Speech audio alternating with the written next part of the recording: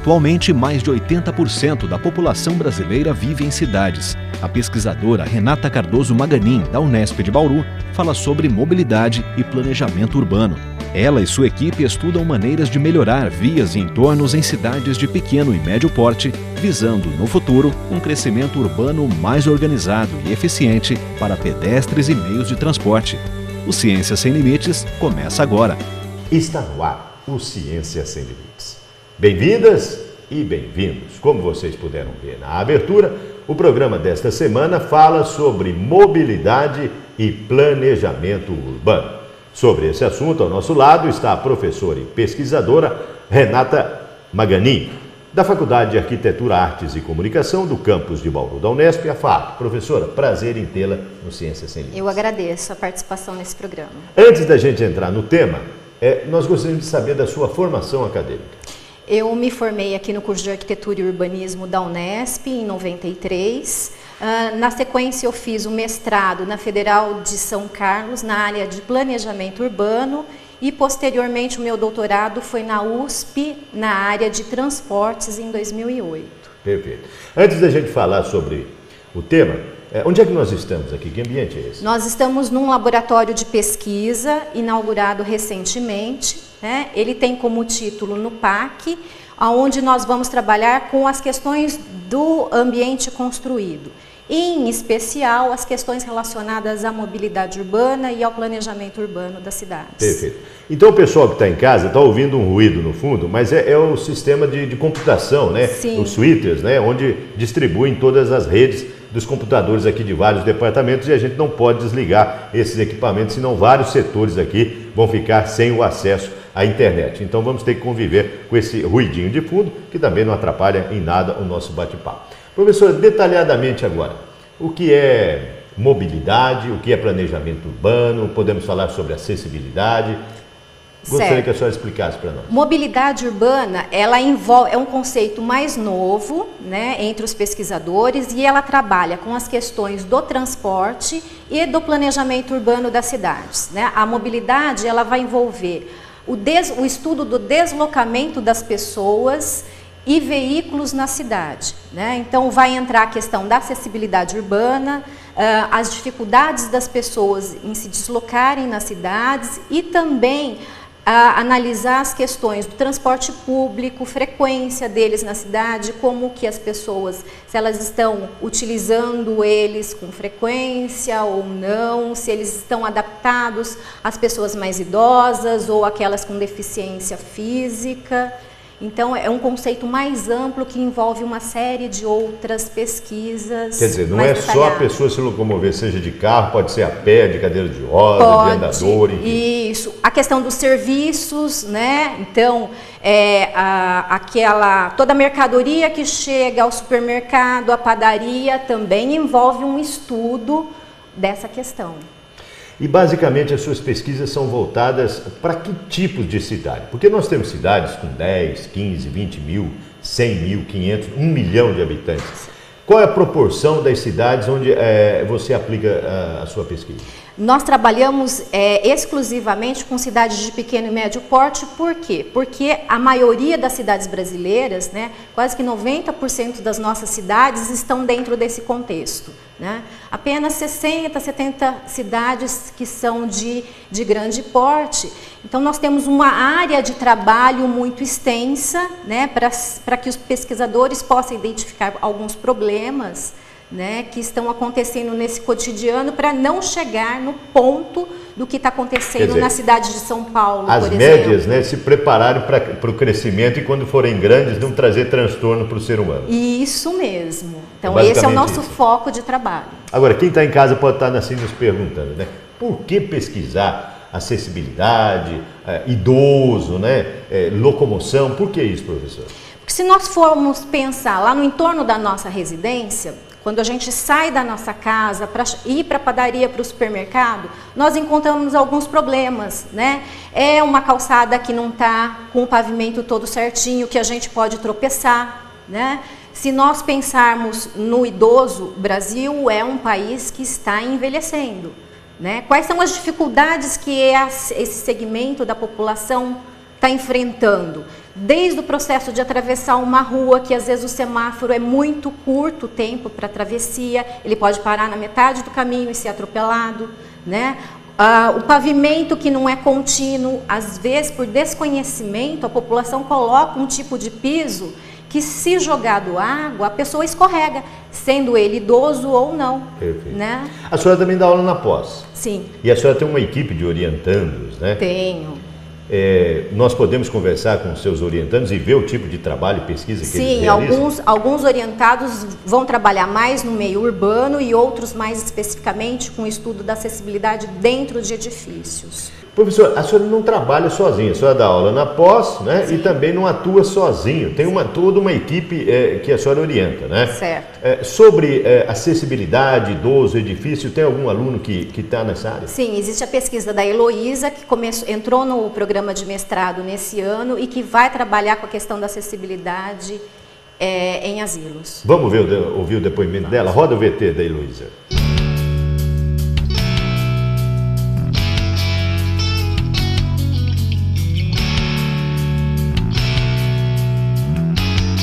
Então, a minha pesquisa sobre a orientação da Renata é sobre acessibilidade em instituições, né, de idosos, que seriam os asilos. Tem como foco a gente mensurar a acessibilidade na parte interna do asilo, né, para o melhor bem-estar do idoso. Preliminarmente, né, nesses percursos que a gente faz nos asilos, eu percebi muito a questão do piso, né, que não é antiderrapante, nos banheiros, a falta de barras de apoio, a questão de mobilidade nos percursos que esses idosos caminham, principalmente nas áreas comuns, que é a área de lazer ali dos asilos, né? Tem muito problema com rampa, principalmente rampas que não têm a barra de apoio, rampas que estão muito inclinadas. Isso seria um estudo preliminar.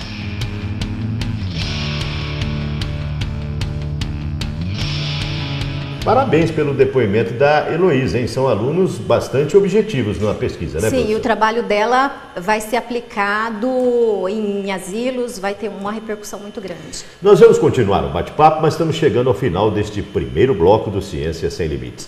Para você contactar a pesquisadora, o e-mail dela está aparecendo aí no seu vídeo, é maganin@faac.unesp.br. Se você quiser conhecer um pouco mais sobre a FAAC, www.faac.unesp.br, clique em Departamento de Arquitetura, Urbanismo e Paisagismo, você vai conversar com a professora Renata. Para você contactar a gente, o e-mail também está aí na sua tela, cienciasemlimites@tvu.unesp.br, e para rever os nossos programas, www.tv.unesp.br.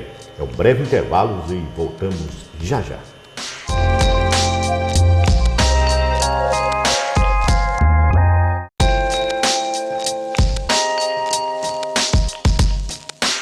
O Ciência Sem Limites está de volta e, como vocês podem ver, o assunto do programa desta semana é acessibilidade e planejamento urbano, mobilidade, planejamento urbano, enfim.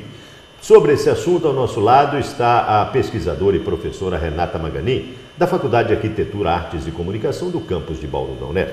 Professora, nós falamos, demos uma ideia geral, ouvimos o depoimento da Heloísa, e nós queremos saber, ou quem está em casa pode estar perguntando, de quanto tempo para cá as políticas públicas, os governantes, ou seja, o executivo, começou a dar visibilidade e foco para as pessoas que têm qualquer tipo de deficiência? É relativamente recente, né? É relativamente recente. A partir de 2003, com a implantação do Ministério das Cidades, né, houve um setor específico que começou a trabalhar mais com essas questões. Embora nós tenhamos alguns trabalhos técnicos, né, com a ABNT tem algumas normas para que os arquitetos, os engenheiros possam elaborar as construções, minimizando qualquer problema de acessibilidade em edifícios, em espaços urbanos.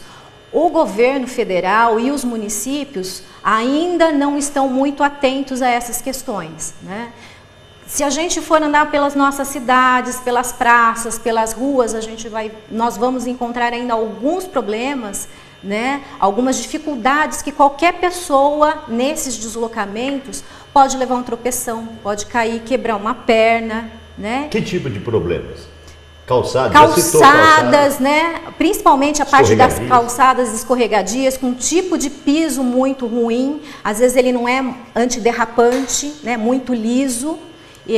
Um dia que chove e que tenha perto árvores, o tipo de folha pode também a pessoa escorregar. Agora, quem define isso, muitas vezes a pessoa, quem deve estar nos vendo, deve estar questionando. Eu construí minha casa, eu queria pôr uma calçada bonita, porque a casa é nova, então eu queria pôr uma calçada. E, às vezes, o material escolhido, seja pelo engenheiro ou pelo arquiteto, não é condizente à realidade que deve ser, né? Sim, principalmente porque a gente tem cidades que são mais planas e cidades onde nós temos um relevo um pouquinho mais íngreme, né? Então, nessas situações, é muito complicado qualquer pessoa subir e descer, né, se deslocar nessas regiões com um pavimento inadequado. Às vezes não é o morador que vai cair, é aquela outra pessoa que está se deslocando. Seja o deficiente ou o idoso. Né? Ou o idoso. E quem que deveria normatizar isso aí? Seria o poder público? Seria uma fiscalização? Falar, é inadequado esse tipo de piso que você está colocando. Normalmente as prefeituras até têm legislação, mas o que falta é fiscalização, né? E é divulgação para aquela pessoa que está fazendo reforma, que às vezes não contrata o engenheiro ou o arquiteto, saber que aquele piso não é adequado. Aliás, para quem deve estar nos vendo, pode até perguntar, a própria loja de material de construção já deveria ser proibida de vender tal produto para calçada, né? Sim, às vezes nós colocamos piso de pedra, aquele igual de piscina, em volta de piscina, ele não é adequado para colocar num passeio público, numa calçada. Quem sofre mais com tudo isso? É o idoso ou é o deficiente? Nos dois casos. Né? O deficiente porque às vezes ele vai andar de cadeira de roda ou com um andador. E o idoso por quê? No próprio processo de envelhecimento, ele vai tendo uma dificuldade, ele vai ficando mais lento para caminhar. Aliás, a senhora tem um orientando que realiza trabalhos nessa área do idoso? Sim, é o Nivaldo. Vamos ver o que o Nivaldo tem a dizer? Roda o VT.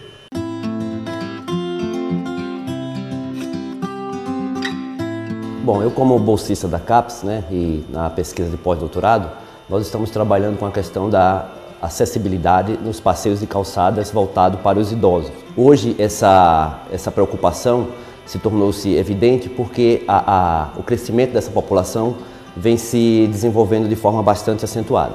Então, nesse sentido, nós procuramos trabalhar com alguns indicadores, né, que vai formar um índice final para fazer a avaliação ou a mensuração desses passeios e calçadas voltados ao segmento idoso. Nós temos dados preliminares, porque, na verdade, nossa pesquisa trata-se de uma extensão de nossa tese, né, onde nós estamos fazendo um aprimoramento desses estudos e vamos trabalhar com novos locais, onde tem um trânsito, né, um deslocamento muito grande desse segmento idoso. Há exemplos de hospitais, praças e outros locais onde essa população faz um deslocamento com maior ênfase. Hoje nós estamos trabalhando com cidades de pequeno e médio porte, né? Mas o nosso estudo também pode trazer essas aplicações para médias e grandes cidades brasileiras, né? Sobretudo as capitais, também pode ser abordada nessa questão. Mas o foco específico hoje é para as cidades de pequeno e médio porte, para que isso seja um problema que não se estenda lá na frente, né?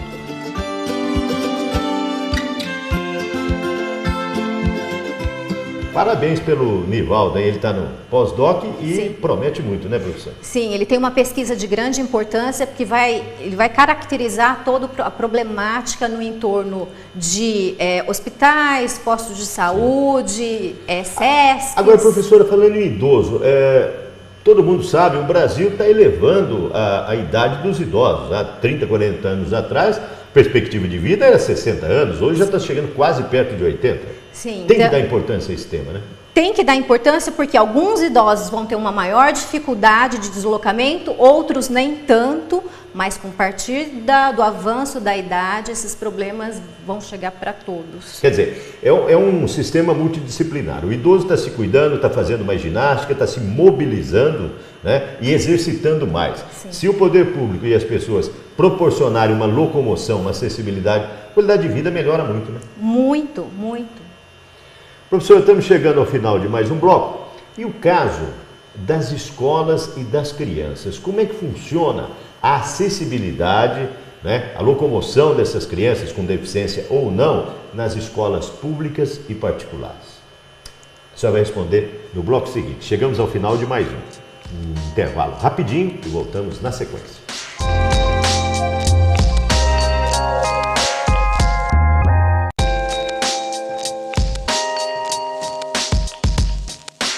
O Ciência Sem Limites está de volta e você pôde ver que o assunto do programa desta semana estamos falando sobre mobilidade e planejamento urbano. Sobre esse assunto, ao nosso lado está a pesquisadora e professora Renata Maganin, da Faculdade de Arquitetura, Artes e Comunicação do campus de Bauru, da Unesp. Professora, no bloco anterior nós fechamos. E as escolas, as nossas crianças, escolas públicas, será que elas estão tendo essa preocupação em termos de acessibilidade para crianças com qualquer grau e tipo de deficiência?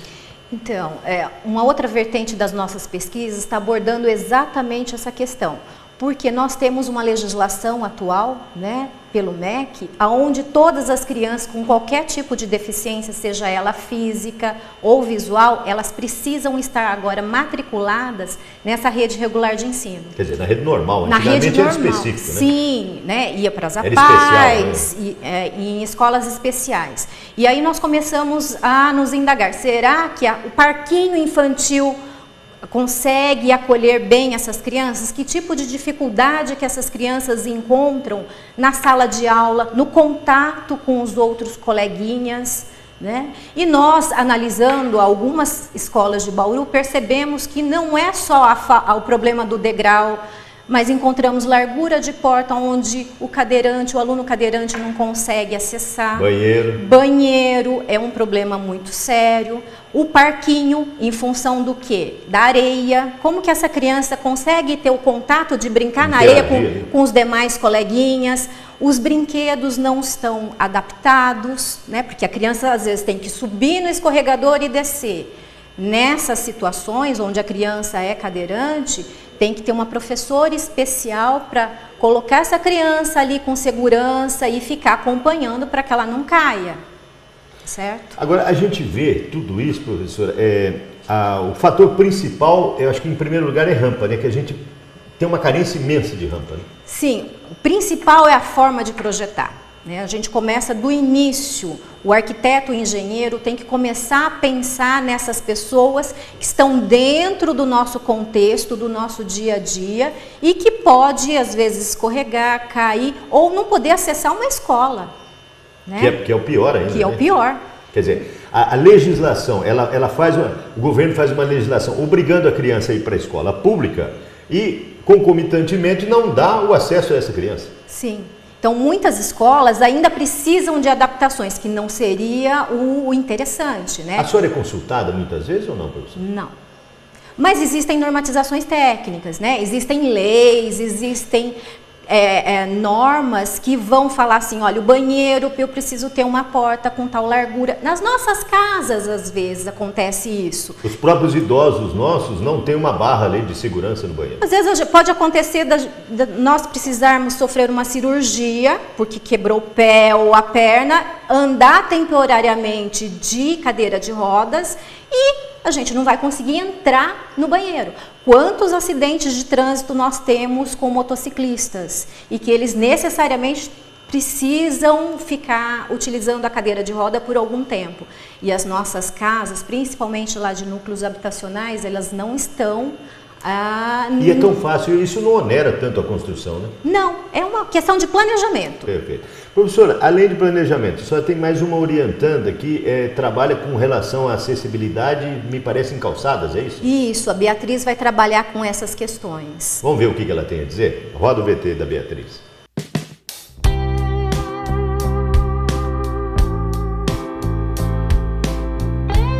O tipo de pesquisa que eu realizo junto com a professora Renata, sob a orientação dela, é a questão da percepção ao nível dos olhos do pedestre em trechos urbanos.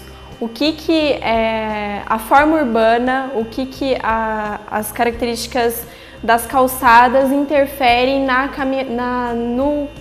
escolha do trecho pelo pedestre, por onde que ele vai escolher caminhar pela cidade, qual que é a interferência nisso. seja a questão de edifícios muito altos que possam ter uma escala muito diferente do pedestre, e isso pode inibir a escolha daquele trajeto. E indiferente quando eu tenho uma fachada de uma edificação onde eu tenho maior permeabilidade visual, onde ele consiga ter essa relação do edifício com a cidade, que ele possa se sentir mais seguro caminhando pela cidade. Eu acredito que mesmo que seja um trajeto mais longo, mas que ele tenha essa diversidade do uso que tem na cidade, seja edificações voltadas às residências, ao comércio, onde ele tem uma maior diversidade, possa ser um trajeto mais prazeroso, então ele possa escolher. E a ideia principal do projeto também é essa, que seja um instrumento, uma ferramenta que possa ser utilizada por profissionais, tanto o arquiteto como as prefeituras, que possam ter melhorias na cidade voltadas ao pedestre, que as cidades elas têm essa mudança dessa ideologia de que é voltada para os automóveis e volte a cidade para os pedestres, porque mesmo pessoas que tem os seus automóveis, de uma maneira ou outra, a qualquer momento do dia, ela passa a ser um pedestre. Então ela utiliza esses caminhos voltados a esses usuários. Professor, parabéns, hein? A Beatriz, o trabalho está no início, mas tem uma fatia imensa para ser explorada. Sim, o trabalho dela promete. Professora, estamos chegando no final do nosso programa. O que eu não perguntei que a senhora gostaria de destacar? A questão do turismo. Turismo. Né? Então, o governo está incentivando que muitos idosos vão conhecer outras cidades. No entanto, essas cidades elas não estão oferecendo acessibilidade para essas pessoas. Então, é um outro segmento que os governos municipais precisam olhar com cuidado e com carinho para incentivar esse turismo. Quer dizer, tem muitas cidades turísticas no Brasil. As pessoas de melhor idade, para não dizer idosos, de melhor idade, né? Sim. Eles estão viajando cada vez mais, são excursões, são planos e tal. Eles vão em grandes números e são fiéis clientes das agências de turismo e, consequência, as cidades não dão a contrapartida, né? Não. Infelizmente, as nossas cidades ainda precisam um melhor cuidado nessa questão da acessibilidade. No seu ponto de vista, qual é o principal foco dessas cidades turísticas que deve ser melhorado imediatamente para os idosos? Primeira coisa, a questão das calçadas, né? Eliminar o máximo possível os degraus. Perfeito. E o tipo de piso.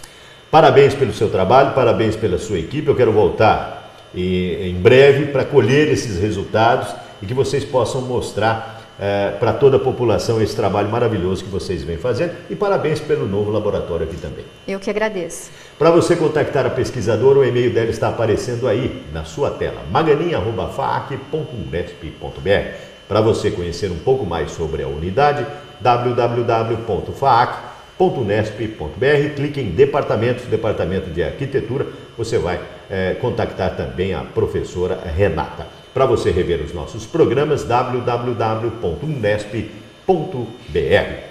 Ponto final em mais um Ciência Sem Limites. Na próxima semana, um novo tema, uma nova pesquisa, um novo pesquisador. Esperamos por você.